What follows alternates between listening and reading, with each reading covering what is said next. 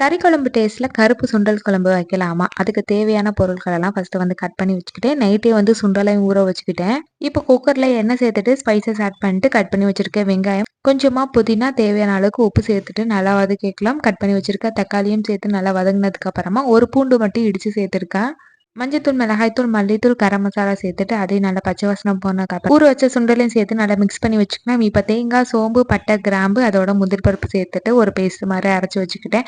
அதையுமே நம்ம வதக்கி வச்சிருக்க சுண்டல்ல ஆட் பண்ணிட்டு தேவையான அளவுக்கு தண்ணி ஊற்றி குக்கரை க்ளோஸ் பண்ணிட்டு 5 விசில் வச்சு எடுத்துடணும். கம கமன் வாசத்தோட கறி குழம்பு டேஸ்ட்ல சுண்டல் குழம்பு ரெடி ஆயிரும். அது லஞ்சு வேலையை முடிச்சுட்டு நாளைக்கு ஊர் கிளம்புறதுனால பீட்ரூட் மட்டும் இருந்துச்சு, பொரியல் பண்ண யாரும் சாப்பிட மாட்டாங்க. அதனால பீட்ரூட் அல்வாவே பண்ணிட்டேன்.